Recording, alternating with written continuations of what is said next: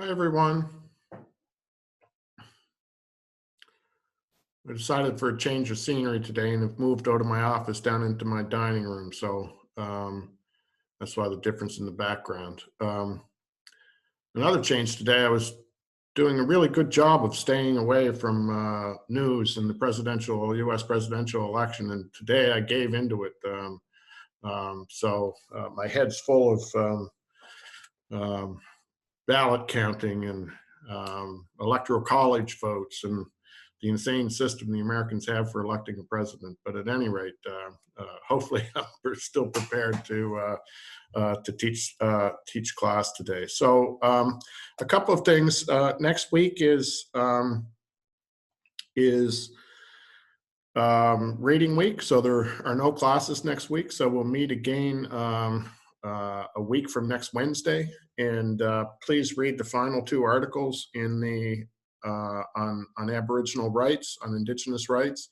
We'll cover two articles today on that. And I still haven't been in contact with my colleague about a guest lecture, but he will do a guest lecture, but it will either be on 2 weeks from yesterday, whatever that date is. I think it's the 19th, Thursday afternoon from 2:30 to 3:45, which for those who can't make it, will be recorded.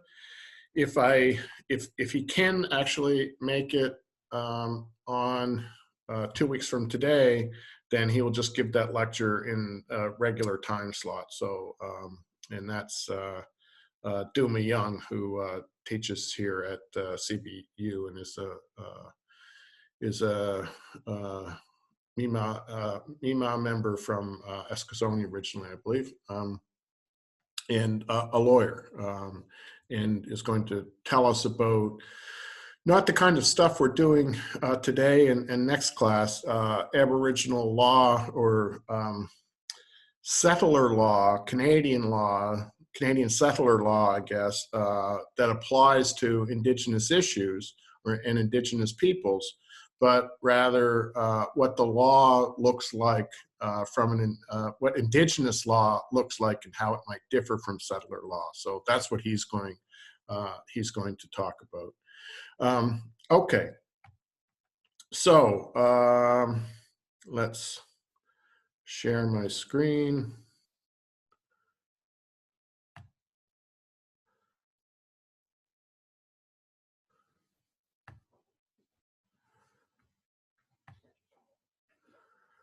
I'm going to cover actually the Sparrow case first because it's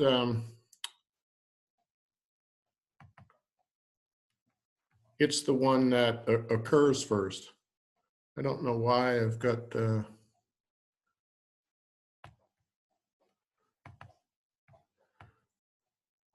okay, there we go.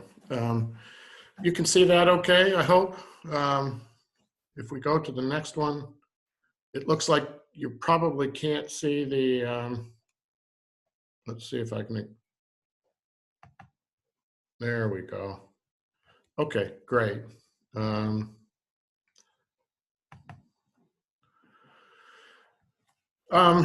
Okay, so the RV Sparrow case is a case from 1990, and that's why I wanted to discuss it first because it's the first case of the ones after the one we looked at, the 19th century case we looked at on Wednesday. And it sets up an important test about how to determine what an Aboriginal right is, and also what test needs to be accomplished, and 4 components of what you must do when deciding on what to do with respect to an Aboriginal law. First, whether it's an Aboriginal right, whether, first of all, there's a prima facie case that it's been infringed, and then how to deal with an infringement. So, and the Sparrow case was important both for the Mitchell case, which we're going to look at today, and I'll also mention a little bit about the Marshall case, which has obviously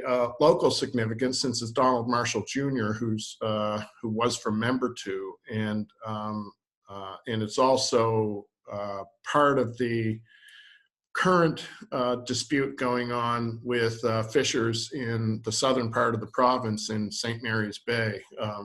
My family from my mother's side are actually, a lot of them were fishers from that region on the other side, on the place in the province called Digby Neck, rather than the French shore. But at any rate, the same body of water, and that dispute that's going on there and is ongoing has come up because of the Marshall decision, even though Marshall decision was in, I think, 99, and we're we're more than 20 years later, and still up for grabs as to how to decide on that issue. So at any rate,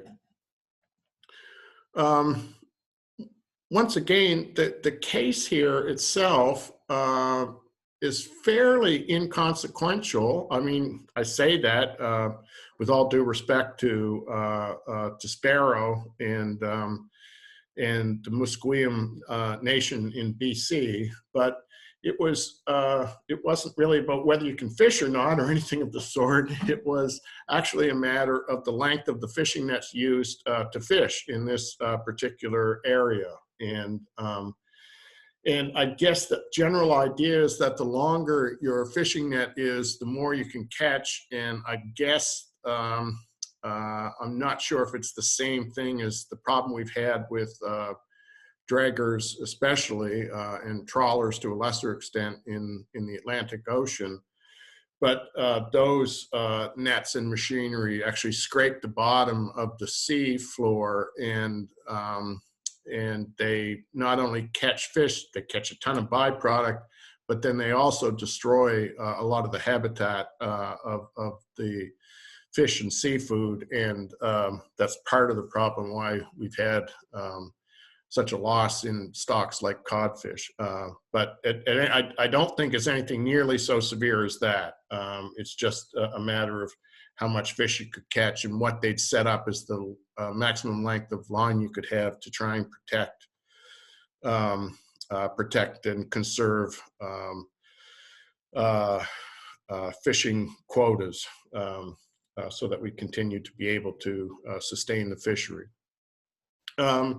But despite the particulars of the case, it turned into an issue about how we could determine what an Aboriginal and treaty right was. And here,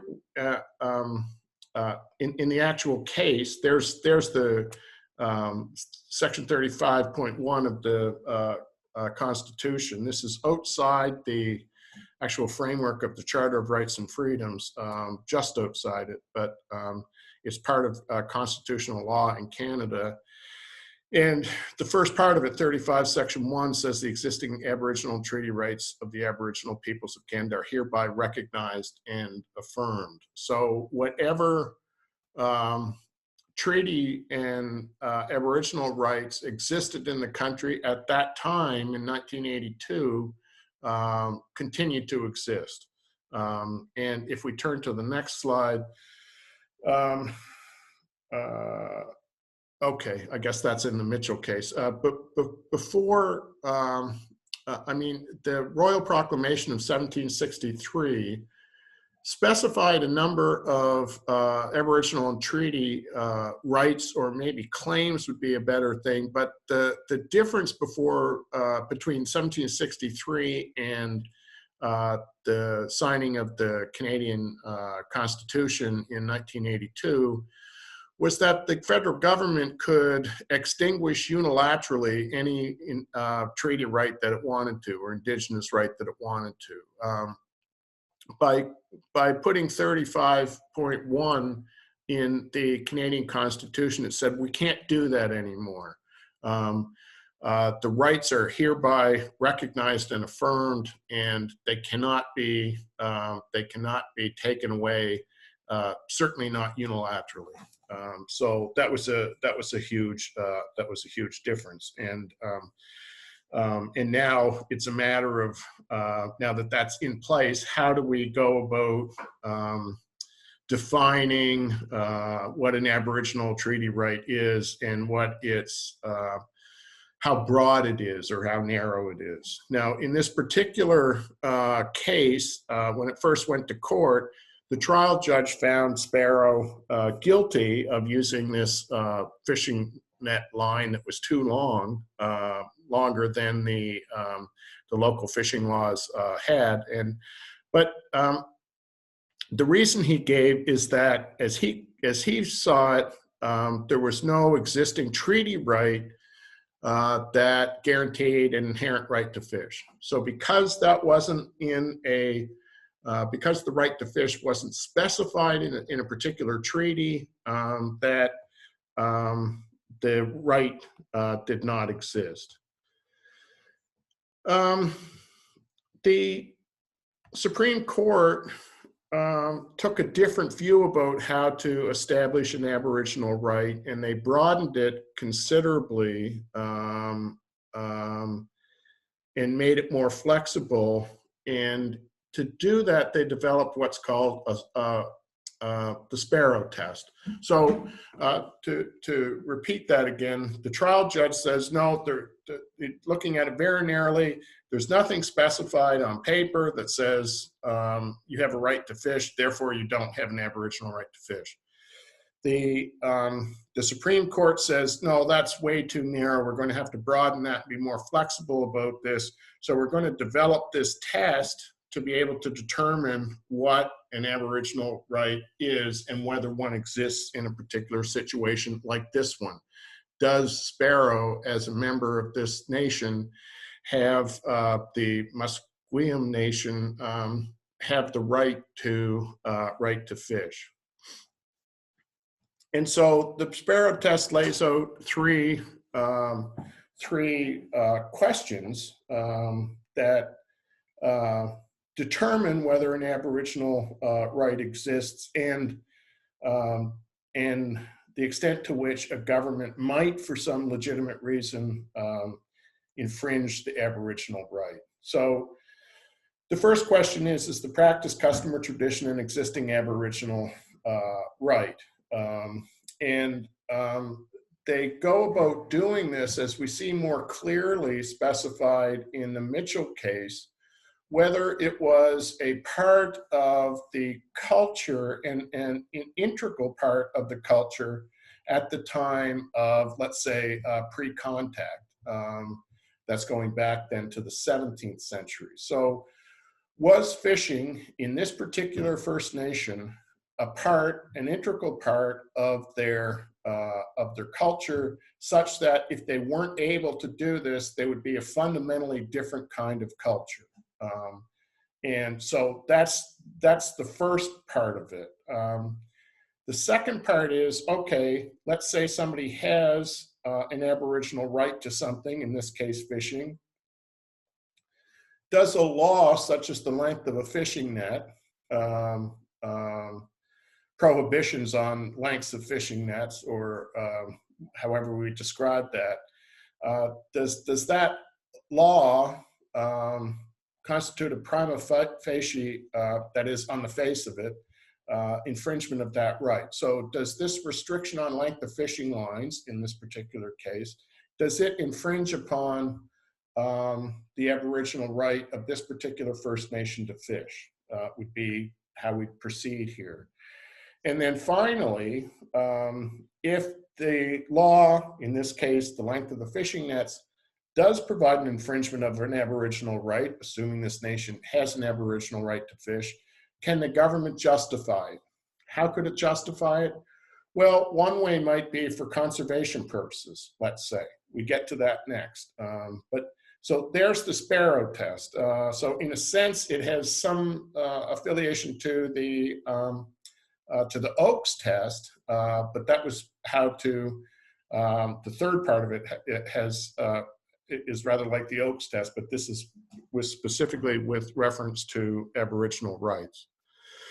So the Supreme Court, looking at the case, said, yes, the Musqueam have an Aboriginal right to fish. So in saying that, they determined that but pre-contact and presumably long after contact, fishing was an integral part of the Musqueam First Nation, and their culture would be fundamentally altered if they had no ability or right to fish. These existing rights, they claimed, were not extinguished in the Royal Proclamation of 1763. And now the question becomes, given that there is a right and it's been affirmed or reaffirmed in the Charter, in the Constitution of 1982, can we override that Aboriginal right? And now they came up with, in the Sparrow case, a list of 4 conditions that must be considered when we're looking to see whether you can override an Aboriginal right. Are people with me so far? So you've got the particulars of the case. You've got the Canadian Constitution, which affirms Aboriginal rights, said that the federal government can extinguish them unilaterally.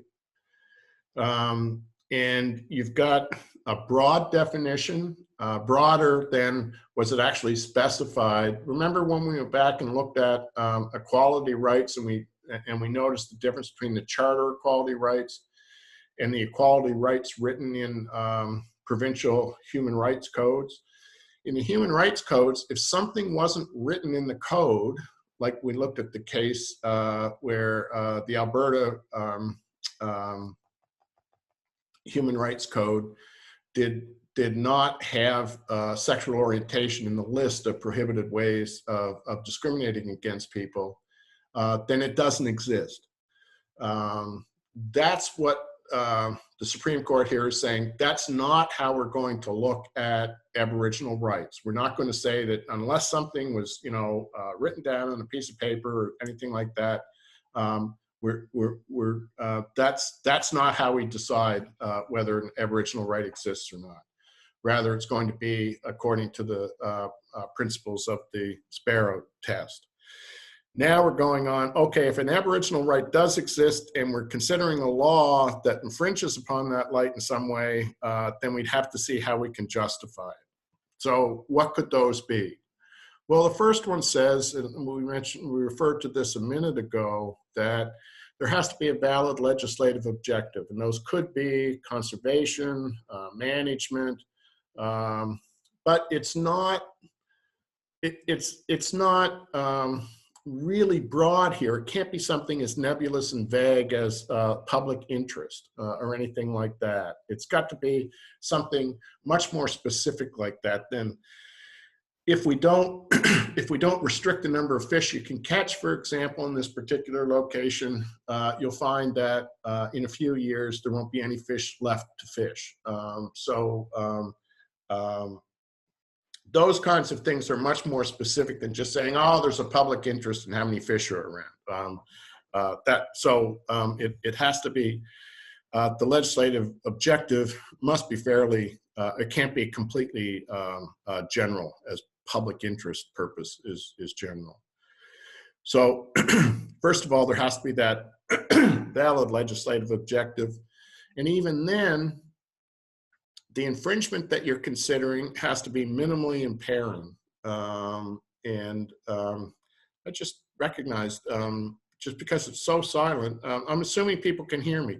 Can people hear me? Yeah, we can hear. Okay, great. Thank you. It's just teaching online is bizarre because you're in a room and you're talking, and it's like I don't know if anybody's out there or listening or whatever. Okay, great. You can hear me. Well, that might not be great from your point of view, but anyway.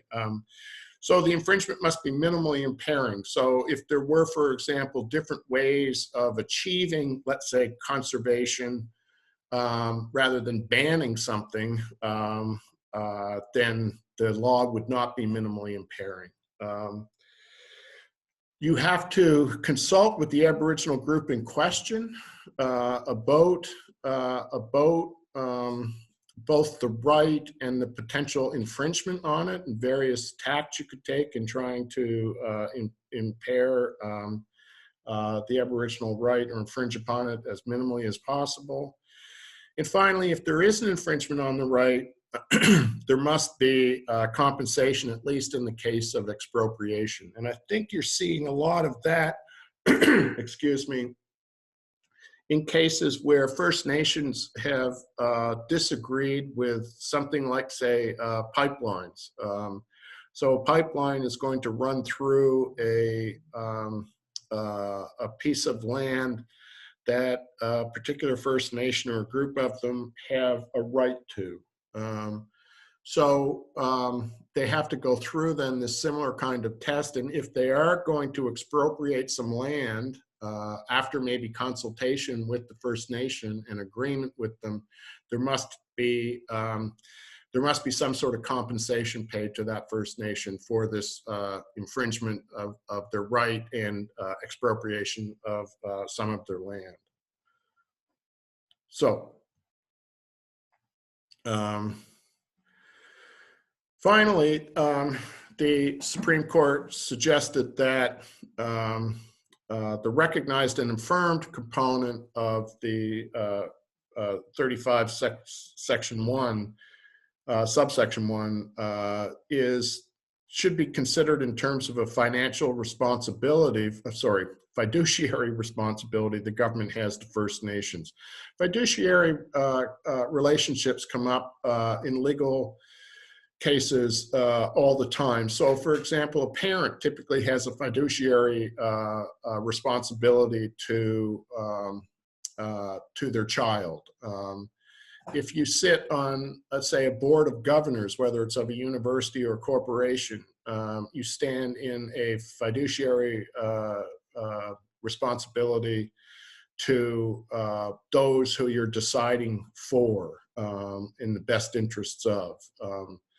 If you're a substitute decision maker for a person who's lost capacity, you're in a fiduciary relationship with them of trust and confidence. So the Supreme Court here is saying that Section 35.1 of the Canadian Constitution, when it says recognized and affirms Aboriginal rights, is saying that the government stands in this fiduciary relationship of trust and confidence to First Nations. So the government must need to exercise restraint in applying its powers and interference in any Aboriginal rights.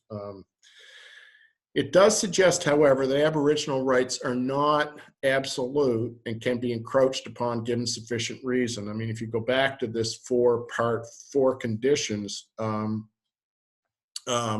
these are ways to justify an infringement of an Aboriginal right. So if Aboriginal rights were absolute, there could be no justification at all for infringing upon them. And that's not how the Supreme Court has interpreted Aboriginal and treaty rights in the Canadian Constitution. They can be infringed upon, but as I say, they must serve that valid legislative purpose. They must be minimally impairing.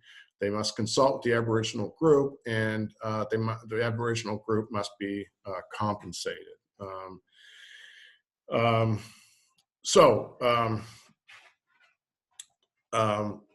That's that. I mean, that's why the Sparrow case is important. And at the end of the day, they didn't even reach a decision about the specifics of the case, that is, whether or not restricting the length of Sparrow's fishing lines, whether he was guilty or not of that. They sent that back to a new trial, and the new trial, they said, would have to take account of the test and the 4 conditions set out in this court case. Is that clear enough? Anyone have any questions or comments?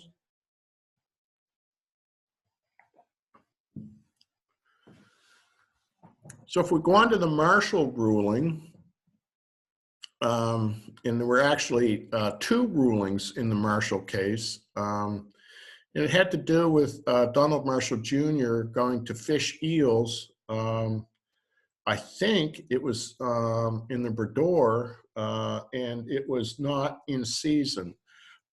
So he was arrested for breaking the law of fishing out of season. And that made its way to the Supreme Court. The trial judge in the case determined that that Donald Marshall Jr. was guilty of fishing out of season, and the Supreme Court, when it looked at it, said the judge made an error because he didn't refer to the case to the treaties that were signed between the Mi'kmaq and Maliseet peoples of the east coast of Canada. That's Nova Scotia, New Brunswick, I think PEI, and part of the Gaspé Peninsula in Quebec, also part of Maine, but that's a different issue because it's in the States. And when we look back at that treaty, we see that there was an Aboriginal right to fish, or more specifically, a Mi'kmaq and Maliseet right to fish in those treaties. And so, looking back over the information, the Supreme Court decided that you could have, now that the phrase has escaped me, but somebody else might remember it, a modest livelihood, I think. So you have a right to fish as you see fit to sustain a modest livelihood. That ruling was important in East Coast and Mi'kmaq rights to fish, Mi'kmaq and Maliseet rights to fish, and that angered a lot of non-Aboriginal fishers. But then a second ruling came out that said that, just as we've seen here in the Sparrow case, that first of all, it's establishing an Aboriginal right, and then the second one is, can you ever infringe upon it? And if so, how can you justify it? And they suggested that conservation laws that were built on conserving a sustainable fishery was a valid justification for restricting the Aboriginal right. So that then annoyed First Nations. So you had, in a sense, both sides being unhappy, but and left with a big issue. First of all, how you were going to define I keep forgetting the phrase. Something livelihood, and how are you going to describe adequate conservation? You'll notice that in the current dispute with the fishers in southwest Nova Scotia, the point has been put across that, look, the Mi'kmaq First Nation, which is actually from outside of Halifax, is not down in that region, although that's, I guess, neither here nor there. Although I guess it is, why did they choose that area? But it's not directly relevant here. They're fishing out of season, and there's seasons for lobster fisheries to protect and sustain the number of lobsters you can fish, so that there's lobster there in the years to come. We don't want to run into the same situation we did with the cod fisheries. That's where the dispute comes now. So there's some dispute about how much lobster they're taking out, whether it's more than a modest livelihood, and it's also in dispute about does the does the concern about a sustainable fishery and conservation mean that you can justifiably limit an Aboriginal right? Unfortunately, the government's had 20 years to try and figure this out, and they haven't done much of a job of it yet. So that's part of the problem. I would say the other issue that kind of sticks, I think, especially in the craw of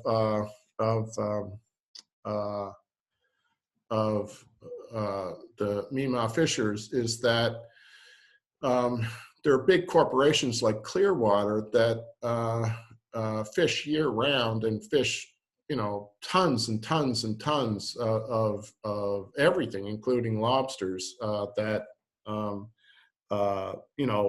seem to bypass any conservation laws or concerns. So that's it. But anyway, that's just a kind of short summary of the dispute in the contemporary Southwestern fishing community, and how it applies to what we're studying here, the Sparrow case, and as we'll look at the Mitchell case, although it's the Sparrow case that's far more relevant to that. Any questions or comments about that? Okay, let's look then at the Mitchell case.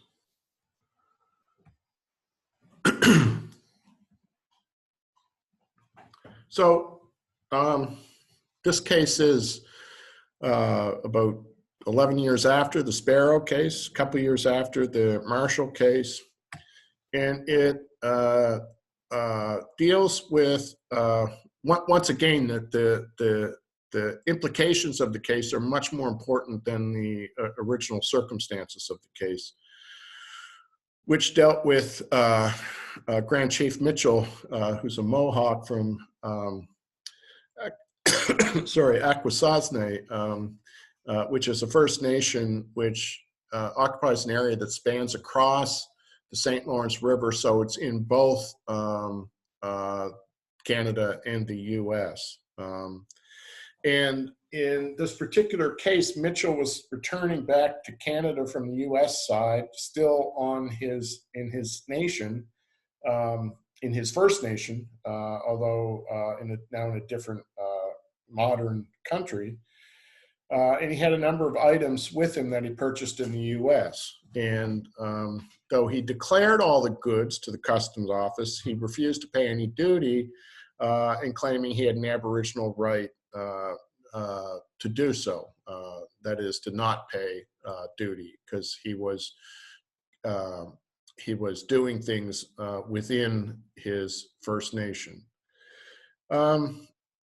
He claimed that this north-south trade was an essential part of the Mohawk culture, which was recognized and preserved by treaty, he said, and protected much later by Section 35 of the Charter. So those are the basic facts of the case.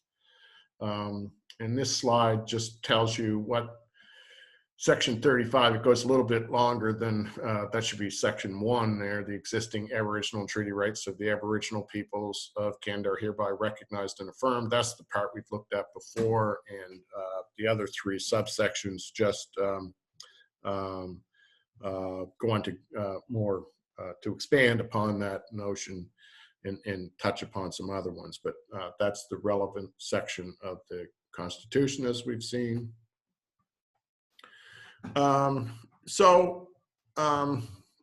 Justice McLaughlin, writing for the majority,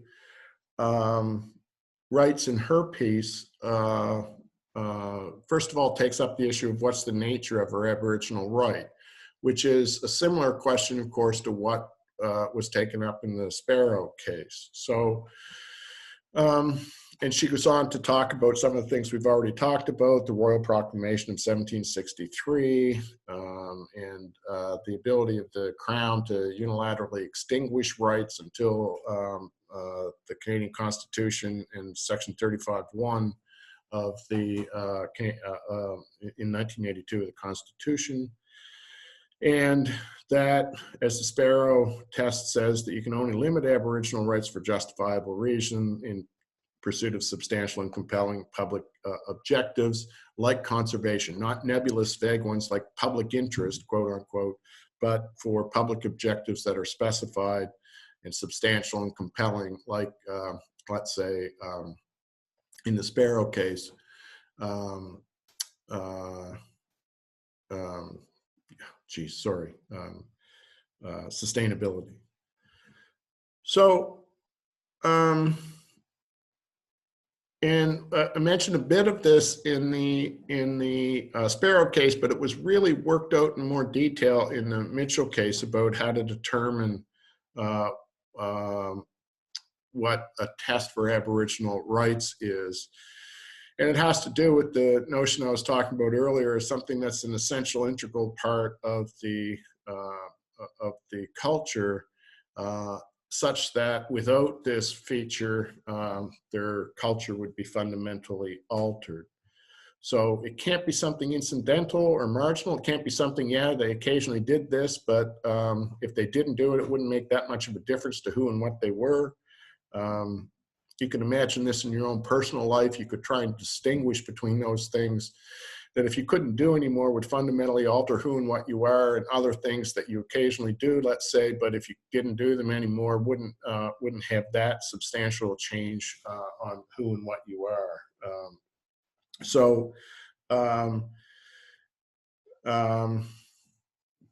Was the right to take and trade goods from south of the St. Lawrence River to north of the St. Lawrence River, which is in effect what's being talked about here, since that's where the international border is, in the middle of the St. Lawrence River, and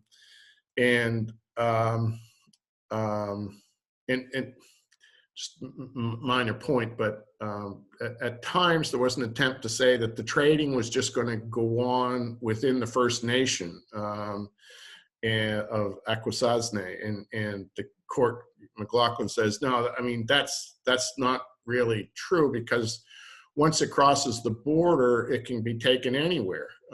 So it can't be narrowed in that particular way. So what you're talking about, as she said, is that any good brought across the river by members of the Akwesasne Nation could trade their product anywhere in Canada without any duties. So how do we determine whether or not this kind of trade was an essential and integral part of the Mohawk culture and identity? And here she talks first about what kind of evidence we're going to present, and what sort of evidence we're required to present. And I think quite correctly here she notes that, look, we're talking about ages where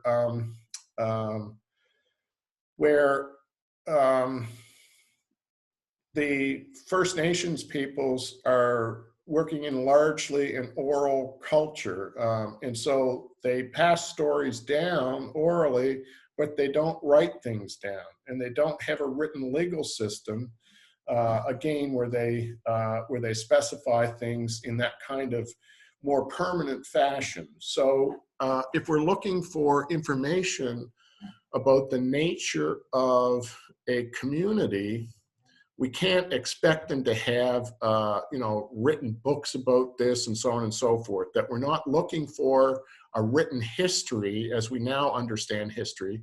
And another side point, how we understand history in the contemporary world is not very old. If you look back in history, a lot of works that were called history are a bit of fact and a lot of fiction. So there was not the kind of objective standards, if you want to call them that, or more, if not objective in that full-blown sense, at least a lot more rules and regulations about how you can count something as a fact. Historically, no culture had that until very, very recently, and even that continues to be in dispute. So, but we can't expect contemporary rules about history and writing history in these oral cultures.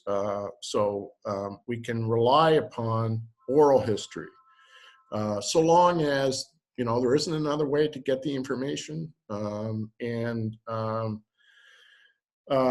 the histories must be made understandable to people outside of that particular culture.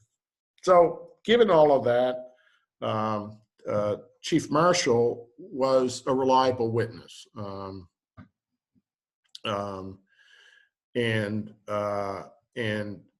and so they confirmed that the evidence he presented at court was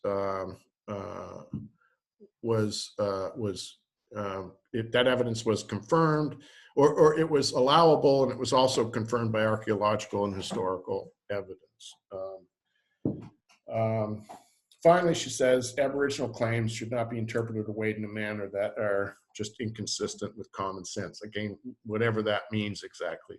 As it turns out, that really didn't come up in this case, because they agreed with the evidence put forward by Chief Marshall, confirmed by some archaeological and historical evidence. But unlike the trial judge, who claimed that there was evidence of such north-south trade, McLaughlin says the evidence presented to the court is insufficient to say that this trade existed much at all. And if it existed at all, it's quite clear, she claims, that it's not a practice that was integral to the Mohawk identity. So if there was the occasional thing traded that came from the south and was traded in the northern part of the territory,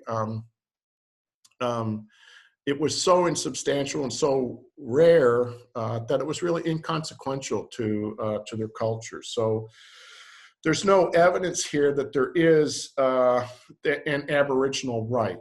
So Justice McLaughlin, for the majority, says Chief Marshall does not have this Aboriginal right to bring goods across the border, because doing that activity was never an integral part of their culture, and that's how we decide what an Aboriginal right is. Is that clear? Or any questions about that? Okay. Now, Justice Binney concurs with Justice McLaughlin, but he approaches the case a little bit differently. And I think tries to narrow what would be considered an Aboriginal right. So to put it too simply, but in an understandable, quick way, Binney's going to suggest that even some rights, as McLaughlin would see them, so an activity that was integral to the identity of a Mohawk person or the Mohawk Nation, that some things that they engaged in a modern context just cannot be considered a right that they continue to have. He's going to be more strict on what kind of legal rights Aboriginals have, even if they were doing something in the past that was an integral part of who they were. So let's see how he makes that argument. And he again sets up his argument by talking about, what an impressive achievement the Iroquois Confederacy was, which the Mohawk Nation was a part of, and and the claim that, the modern Canadian-American border was not supposed to apply to the Mohawk Nation or other members of the Confederacy. And this is interesting that we're to see then two different ways of imagining what the relationship is between a First Nation and the modern nation of Canada. And when we initially, and this is what the I guess was put forth by the Mohawk, is that the relationship is symbolized by the two-row wampum. And the idea here is that we're to see, and you can read the description of it in the book. I don't remember the exact details of it, but the idea is that we travel each in our own boat down separate but parallel streams. So you have your nation and I have mine, and we're running parallel to each other, but we've each got our own nation. So that's the idea of the relationship between, as the Mohawk sees it, that's the relationship that best describes the relationship between Mohawks and Canadians, non-Aboriginal Canadians. But over time, as we became a nation, this concept has changed to emerge, or some kind of, in some way, shared sovereignty, where our First Nations peoples are not wholly subordinated to non-Aboriginal sovereignty, but still they do not have their own separate nation in a way we understand that, according to Binney, in the modern context. So he says, let's update that model. And now we say, look, there's one ship, not two ships. They're made of different things. So let's say they're made of wood, iron, and canvas, if we're imagining sails for the ship.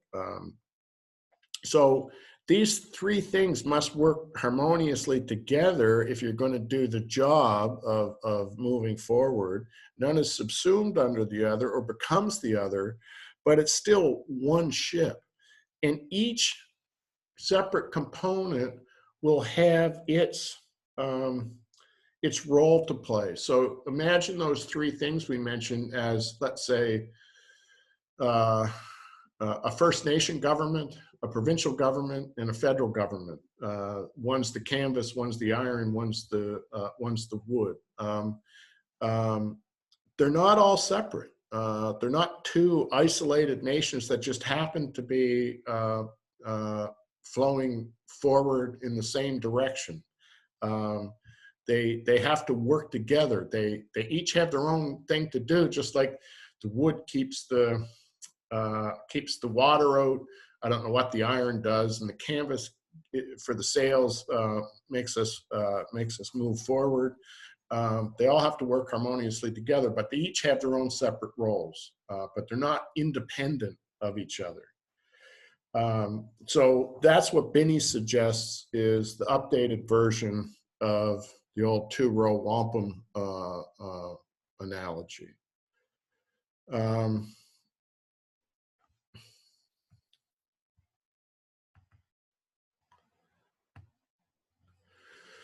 So Binney says that Section 35 does not warrant an unlimited government powers or to complete sovereignty, such as independent states share as are commonly thought to possess. So the relationship between the Mohawk Nation and the Canadian Nation, or the Quebec provincial government, is not the same sort of relation as as Canada has to the U.S. or Canada has to England, or Canada has to France, or Canada has to Vietnam. They're just not the same sort of things. So the First Nations governments work within the sphere of sovereignty of the Canadian Constitution. So Aboriginal rights are circumscribed, not unlimited. I guess we come at that same thing when we look at something like the Sparrow test that says, yes, we can decide what an Aboriginal right is, but we can infringe upon that for good reasons. Benny just comes at that point in a little bit different way.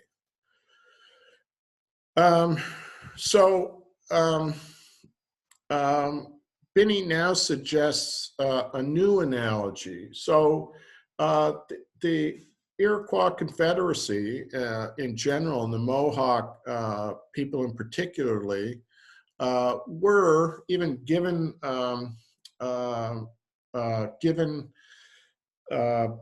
the nature of the times, as it were, tended to be more successful warriors than other nations around, like Algonquin nations, like the Mi'kmaq were and the Maliseet were, and so on. They were fierce and known to be quite fierce warriors, and that warrior tradition was central to who and what they were.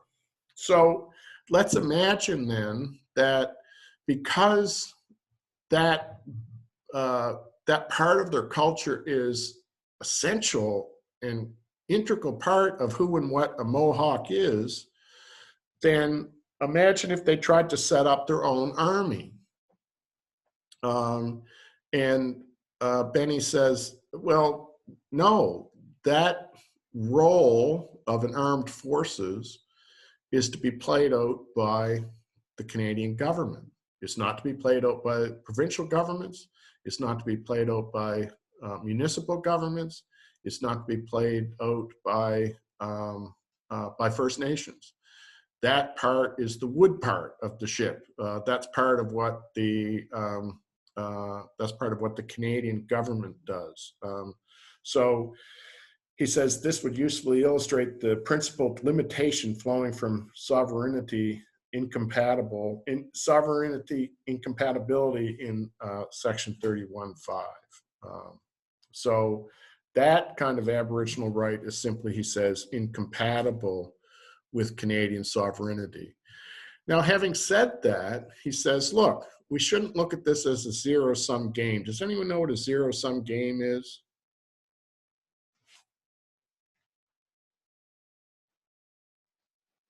Basically, a zero-sum game is, I guess, look at the American election right now.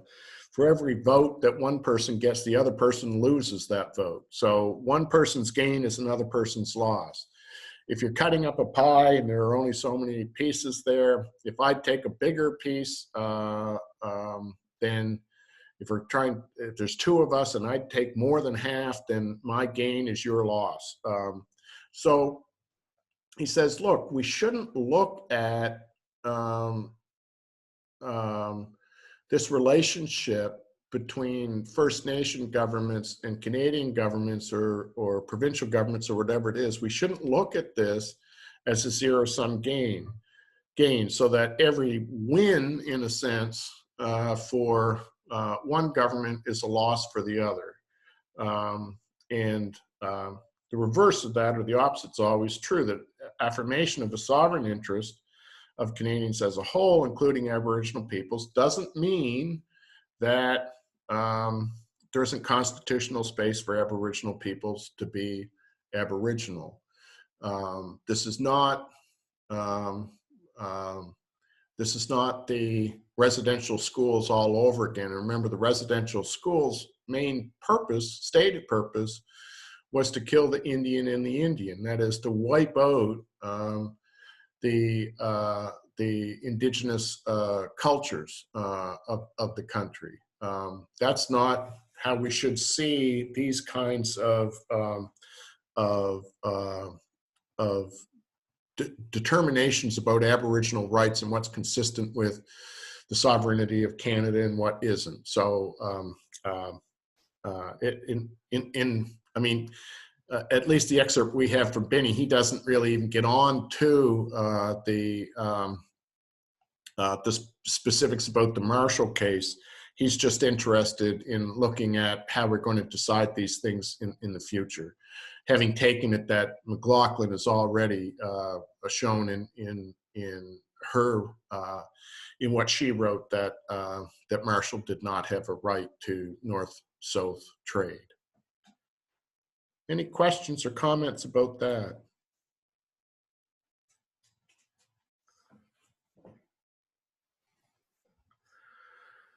Okay, that's it for me today.